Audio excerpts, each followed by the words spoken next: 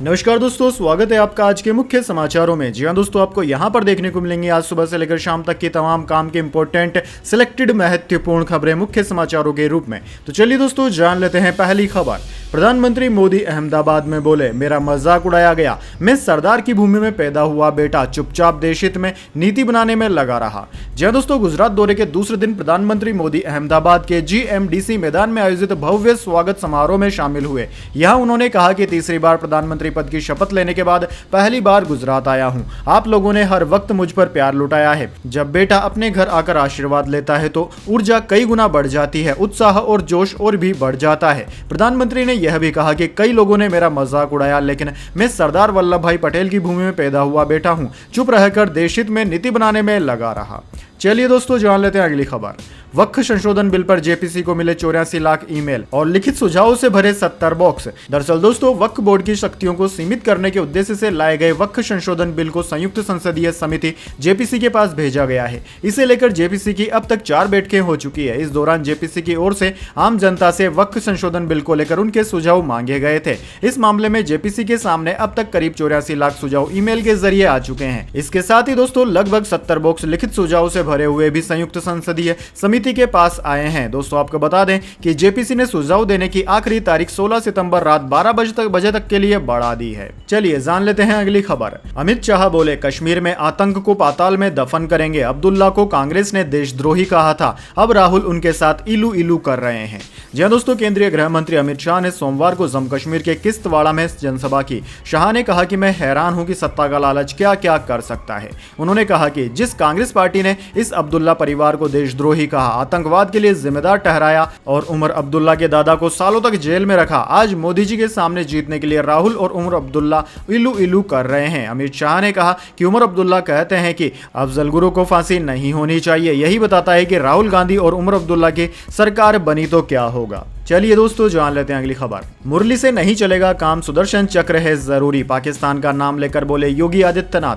जी हां दोस्तों, उत्तर प्रदेश के मुख्यमंत्री आदित्यनाथ सोमवार को पश्चिम त्रिपुरा के बरकथल में सिद्धेश्वरी मंदिर के उद्घाटन समारोह में शामिल हुए। इस दौरान उन्होंने लोगों को संबोधित करते हुए कहा कि पाकिस्तान नासूर है, यह मानवता का कैंसर है, इसका उपचार समय रहते दुनिया की ताकतों को मिलकर करना होगा। उन्होंने यह भी कहा कि अयोध्या, मथुरा और काशी यह 3 सनातन हिंदू धर्म के महत्वपूर्ण स्तंभ है, मानबिंदु हैं। यूपी CM ने कहा कि जो भी सामर्थ्यवान होगा अपनी ताकत का एहसास अपने दुश्मनों को कराएगा, वह हमेशा सुरक्षित रहेगा। केवल मुरली से काम नहीं चलेगा, बल्कि सुरक्षा के लिए सुदर्शन भी आवश्यक है। वैसे दोस्तों, योगी आदित्यनाथ की बात से आप कहां तक सहमत हैं? कमेंट बॉक्स में अपनी राय जरूर दीजिए। चलिए जान लेते हैं अगली खबर।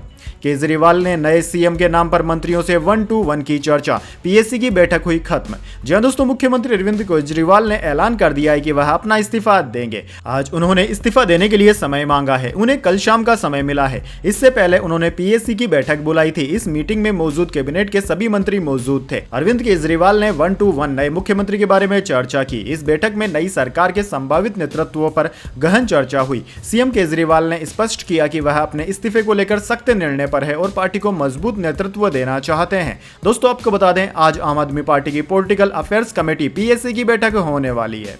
चलिए जान लेते हैं अगली खबर। बेईमानी नहीं होती तो यूपी में गठबंधन 50 से ज्यादा सीटें जीतता, अखिलेश यादव ने कहा। जी हां दोस्तों, न्यूज 18 इंडिया के चौपाल कार्यक्रम में उत्तर प्रदेश के पूर्व मुख्यमंत्री और समाजवादी पार्टी के मुखिया अखिलेश यादव ने शिरकत की। यहां अखिलेश यादव ने चुनाव में जीत के लिए PDA परिवार को धन्यवाद दिया। उन्होंने कहा कि यह केवल नारा नहीं था, बल्कि भावनाएं थी। अगर बीजेपी के लोग बेईमानी से न जीते होते, जिस तरह प्रशासन ने व्यवहार किया, उस पर चुनाव आयोग एक्शन लेता, तो यूपी में इंडिया गठबंधन की 50 से ऊपर सीटें होती। अखिलेश ने आगे कहा कि रामपुर, बदायूं, कन्नौज में बीजेपी के लोग सपा कार्यकर्ताओं को परेशान कर रहे थे, पूरा प्रशासन उनके साथ था। चलिए जान लेते हैं अगली खबर। NPS वात्सल्य स्कीम 18 सितंबर को होगी लॉन्च। बजट में इस स्कीम का ऐलान हुआ था। माता पिता बच्चों की ओर से इसमें निवेश कर सकेंगे। जी हां दोस्तों, केंद्रीय वित्त मंत्री निर्मला सीतारमण 18 सितंबर को दिल्ली में NPS वात्सल्य स्कीम को लॉन्च करेगी। बिजनेस स्टैंडर्ड ने सूत्रों के हवाले से यह खबर दी है। वित्त मंत्री निर्मला सीतारमण ने बजट 2024 पेश करते हुए इस स्कीम का ऐलान किया। दोस्तों, आपको बता दें, NPS वात्सल्य को बच्चों के बड़े होने पर उनकी फाइनेंशियल सिक्योरिटी इंश्योर करने में मदद करने के लिए डिजाइन किया गया है। इस स्कीम में माता पिता बच्चों की ओर से निवेश कर सकते हैं। बालिग होने पर अकाउंट रेगुलर NPS में बदल जाएगा। चलिए जान लेते हैं अगली खबर। आरएसएस प्रमुख बोले देश में अच्छे बुरे के जिम्मेदार हिंदू स्वयं है, क्योंकि वही राष्ट्र के कर्ता धर्ता। नई पीढ़ी संस्कार भूल रही है, यह चिंता का विषय है। जी हां दोस्तों, राष्ट्रीय स्वयंसेवक संघ आरएसएस के सर संचालक डॉक्टर मोहन भागवत ने कहा कि देश में कुछ अच्छा होता है तो हिंदू समाज की कीर्ति बढ़ती है, कुछ गड़बड़ होता है तो हिंदू समाज पर ही आता है, क्योंकि वही इस देश के कर्ता धर्ता है। उन्होंने हिंदू धर्म की परिभाषा बताते हुए कहा कि जिसे हम हिंदू धर्म कहते हैं यह वास्तव में मानव धर्म है, विश्व धर्म है और सबके कल्याण की कामना करके चलता है। उन्होंने पारिवारिक संस्कारों को लेकर भी चिंता जताई, कहा कि देश में परिवारों के संस्कारों को खतरा है। मीडिया के दुरुपयोग से नई पीढ़ी बहुत तेजी से अपने संस्कार भूल रही है, यह चिंता का विषय है। वैसे दोस्तों, इस बारे में आपके क्या विचार है, कमेंट बॉक्स में जरूर बताएं। चलिए जान लेते हैं अगली खबर। देश का मानसून ट्रेकर भोपाल, जबलपुर समेत एमपी के 38 जिलों में तेज बारिश का अलर्ट। यूपी में 4 नदियां उफान पर, 190 गांवों में बाढ़। जी हां दोस्तों, भारतीय मौसम विज्ञान विभाग ने सोमवार को 10 राज्यों में भारी बारिश का अलर्ट जारी किया। मध्य प्रदेश, छत्तीसगढ़, बिहार, झारखंड में बहुत भारी बारिश की संभावना जताई गई है। उधर दोस्तों, मध्य प्रदेश में भोपाल, जबलपुर समेत 38 जिलों में तेज बारिश का अलर्ट जारी किया गया। वहीं राजस्थान के 15 जिलों में कल से भारी बारिश का अनुमान जताया गया है। दोस्तों, उत्तर प्रदेश में 5 दिन से हो रही भारी बारिश के कारण सरयू, शारदा, गंगा और घाघरा नदी उफान पर है। वाराणसी में बाढ़ से 25,000 लोग प्रभावित है। 85 घाट गंगा में डूब गए हैं। वहीं दोस्तों, बात करें इंडियन मेट्रोलॉजी डिपार्टमेंट की ओर से जारी की गई अगले 24 घंटे की चेतावनी की, तो दोस्तों आईएमडी की ओर से दी गई चेतावनी के अनुसार आने वाले 24 घंटे के दौरान 7 राज्यों में भारी बारिश का अलर्ट जारी किया गया है। इन 7 राज्यों में मध्य प्रदेश, छत्तीसगढ़, बिहार, उत्तराखंड, उत्तर प्रदेश, कर्नाटक, केरल शामिल है। यहां भारी बारिश का अलर्ट है। इसके अलावा दोस्तों, पूर्वी मध्य प्रदेश में बहुत भारी बारिश है। उत्तर प्रदेश, छत्तीसगढ़, बिहार, उत्तराखंड में भी भारी बारिश की संभावना है। चलिए जान लेते हैं अगली खबर। SIIMA अवार्ड में बेटी के साथ शामिल हुई ऐश्वर्या। पोनियम सेल्वन के लिए मिला बेस्ट एक्ट्रेस क्रिटिक अवार्ड। मां के फोटोज कैप्चर करती दिखी आराध्या।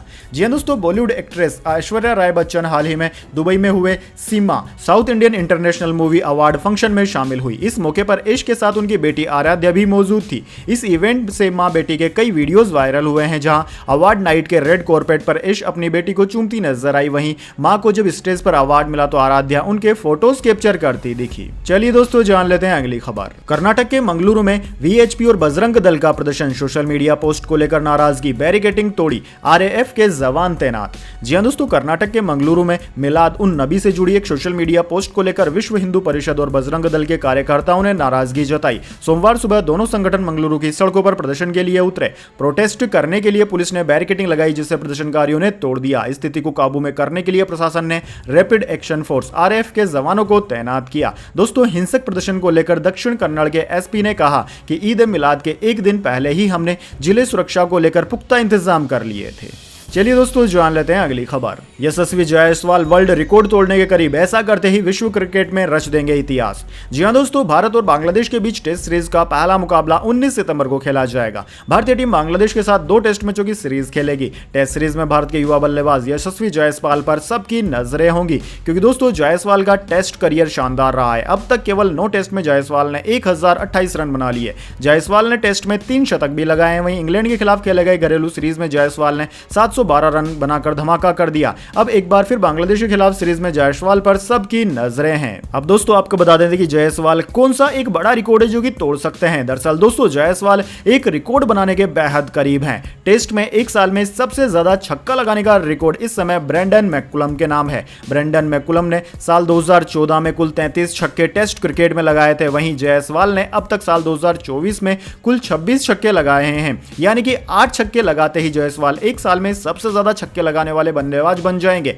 ऐसा कर जायसवाल ब्रेंडन मैकुलम के वर्ल्ड रिकॉर्ड को तोड़ने में सफल हो जाएंगे। फिलहाल दोस्तों, जायसवाल दूसरे नंबर पर हैं। चलिए दोस्तों, जान लेते हैं इसके बाद अगली बड़ी खबर। कोलकाता के CFSL रिपोर्ट, संदीप घोष ने गुमराह किया। पॉलीग्राफ टेस्ट में जरूरी सवालों के जवाब भटकाने वाले, CBI ने लगाए 6 आरोप। जी हां दोस्तों, कोलकाता रेप मर्डर केस में RG कर मेडिकल कॉलेज के पूर्व प्रिंसिपल संदीप घोष के जवाब गुमराह करने वाले पाए गए। संदीप घोष का पॉलीग्राफी टेस्ट और वॉइस एनालाइज एनालिसिस किया गया था। Central forensic science laboratory CFSL की रिपोर्ट में जब घोष के बयानों की जांच की गई तो बयान भटकाने वाले मिले। न्यूज एजेंसी PTI ने केस से जुड़े अफसरों के हवाले से यह जानकारी दी है। चलिए जान लेते हैं अगली खबर। ICC पैनल में सलीमा पहली पाकिस्तानी महिला एम्पायर, बोली सिर्फ मेरी नहीं हर पाकिस्तानी महिला की जीत जो सपना देखती है।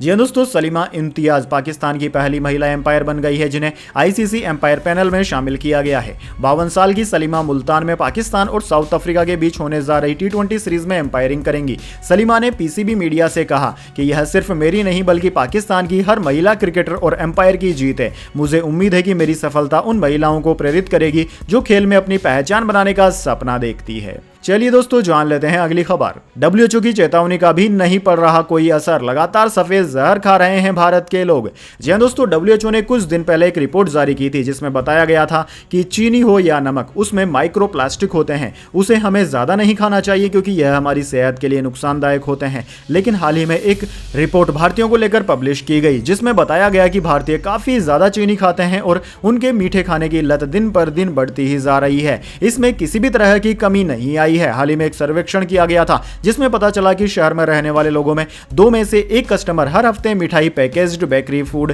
चॉकलेट, बिस्किट खा रहे हैं। सिर्फ इतना ही नहीं, महीने में कई बार पारंपरिक मिठाई खाने वाले शहरी परिवार भारतीयों का प्रतिशत 2023 में 41% से बढ़कर 2024 में 51% हो गया। 56% शहरी भारतीय परिवार महीने में 3 या उससे ज्यादा बार cake, biscuit, ice cream, shake, chocolate, candy आदि खाते हैं जो कि सेहत के लिए भयंकर नुकसानदायक है। वैसे दोस्तों कमेंट करके बताइए क्या आपको भी मीठा खाना ज्यादा पसंद है। चलिए जान लेते हैं इसके बाद अगली बड़ी खबर, लेकिन उससे पहले मेरी आपसे एक छोटी सी रिक्वेस्ट है, अगर दोस्तों आपको अभी तक हमारी न्यूज पसंद आई है तो इसे एक छोटा सा लाइक जरूर दे दीजिए, और अगर आपको पसंद नहीं आई है तो बेशक आप डिसलाइक भी कर सकते हैं, लेकिन दोस्तों लाइक और डिसलाइक जरूर कीजिए क्योंकि दोस्तों यही हमारी मेहनत का फल होता है और इसी से पता चलता है कि आपको हमारी वीडियोज पसंद आ रही है या नहीं। तो चलिए जान लेते हैं अगली खबर। सेंसेक्स ने 83,184 और निफ्टी ने 25,445 का हाई बनाया। 97 अंक चढ़कर 82,988 पर बंद हुआ। एनर्जी, मेटल और ऑटो शेयर्स में रही तेजी। जी हां दोस्तों, शेयर बाजार 16 सितंबर को ऑल टाइम हाई पर पहुंच गया। कारोबार के दौरान सेंसेक्स ने 83,184 और निफ्टी ने 25,445 का स्तर छुआ। हालांकि इसके बाद इसमें थोड़ी गिरावट आई। सेंसेक्स 97 अंकों की तेजी के साथ 82,988 पर बंद हुआ। वहीं निफ्टी में भी 27 अंकों की तेजी रही। यह 25,383 के स्तर पर बंद हुआ। दोस्तों आज एनर्जी, ऑटो, मेटल और बैंकिंग शेयर्स में ज्यादा बढ़त देखने को मिली। एनटीपीसी निफ्टी का टॉप गेनर रहा, वहीं एमएफसीजी, फाइनेंशियल और आईटी शेयर्स में गिरावट रही। बजाज फाइनेंस टॉप लूजर रहा। चलिए दोस्तों जान लेते हैं अगली खबर। Gold silver price today. चांदी 2,505 रुपए महंगी हुई, 88,605 रुपए प्रति किलोग्राम पर पहुंच गई। सोना भी 650 रुपए बढ़ा। जी हां दोस्तों, सोने चांदी की कीमतों में आज काफी ज्यादा बढ़त देखी गई। Indian Boolean and jeweller association की वेबसाइट के अनुसार सोमवार को 10 ग्राम 24 कैरेट सोने का भाव 650 रुपए बढ़कर 73,694 पर पहुंच गया, जो कि एक दिन पहले 73,044 पर था। वहीं चांदी 2,505 रुपए बढ़कर 88,605 पर पहुंच गई। इससे पहले दोस्तों चांदी 86,100 रुपए प्रति किलोग्राम पर थी। चलिए जान लेते हैं अगली खबर। भारत एशियन चैंपियंस ट्रॉफी के फाइनल मुकाबले में पहुंचा। सेमीफाइनल में साउथ कोरिया को 2-1 से हराया। कप्तान हरमनप्रीत ने 2 गोल किए। जी हां दोस्तों, भारत छठी बार एशियन हॉकी चैंपियंस ट्रॉफी के फाइनल मुकाबले में पहुंच गया। सोमवार को दूसरे सेमीफाइनल मुकाबले में डिफेंडिंग चैंपियन भारत ने साउथ कोरिया को 4-1 से हरा दिया। मुकाबला चीन में हुलुनबुइर के मोकी हॉकी ट्रेनिंग बेस में खेला गया। इस टूर्नामेंट में भारत की यह लगातार छठी जीत है। दोस्तों भारत के लिए सबसे ज्यादा 2 गोल कप्तान हरमनप्रीत ने किए। इसके अलावा उत्तम सिंह, जर्मनप्रीत सिंह ने 1-1 गोल किए। साउथ कोरिया की तरफ से यंग जी हुन ने गोल किया। फील्ड गोल के लिए जर्मनप्रीत को प्लेयर ऑफ द मैच चुना गया। चलिए दोस्तों जान लेते हैं अगली खबर। मालदीव के विदेश मंत्री बोले भारत से संबंध सुधरे। कहा दोनों देशों में गलतफहमियां दूर हुई। राष्ट्रपति मुइज्जू जल्द भारत दौरे पर आएंगे। जी हां दोस्तों, मालदीव के विदेश मंत्री मूसा जमीर ने भारत से संबंधों में सुधार आने की बात कही है। मूसा ने कहा कि दोनों देशों के बीच आई गलतफहमियों को सुलझा लिया गया है। उन्होंने यह माना कि मालदीव में राष्ट्रपति मोहम्मद मुइज्जू की सरकार बनने के बाद दोनों देशों के संबंधों में गिरावट आई थी। मूसा ने कहा कि मुइज्जू के द्वारा मालदीव से भारतीय सैनिकों को हटाने की मांग के बाद संबंध ठीक नहीं थे। मूसा ने यह बयान शुक्रवार को द एडिशन अखबार से बात करते हुए अपनी श्रीलंका यात्रा के दौरान दिया। इसके अलावा उन्होंने साउथ एशिया में अपने सहयोगी देशों खासकर भारत और चीन के साथ संबंधों को मजबूत करने की बात भी कही। चलिए दोस्तों जान लेते हैं अगली खबर। 5वें वीकेंड सबसे ज्यादा कमाने वाली फिल्म बनी स्त्री 2। ताश के पत्तों की तरह बिखरे जवान, बाहुबली सहित इन बड़ी फिल्मों के रिकॉर्ड। जी हां दोस्तों, श्रद्धा कपूर और राजकुमार राव की फिल्म स्त्री 2 एक महीने बाद भी सिनेमाघरों में कहर ढा रही है। हर दिन कोई ना कोई रिकॉर्ड बनाने वाली स्त्री 2 ने संडे की कमाई के साथ एक और नया रिकॉर्ड बना लिया। अब स्त्री 2 5वें वीकेंड सबसे ज्यादा कमाने वाली फिल्म बन चुकी है। इस मामले में कोई दूसरी फिल्म भी उसके आसपास नहीं है। बड़ी बड़ी फिल्मों ने अपने 5वें हफ्ते में जितनी कमाई की थी उससे ज्यादा कमाई तो स्त्री 2 सिर्फ 5वें वीकेंड यानी कि शुक्रवार, शनिवार, रविवार में कर चुकी है। इस दौरान फिल्म ने 16 करोड़ रुपए कमा लिए। चलिए दोस्तों जान लेते हैं अगली खबर।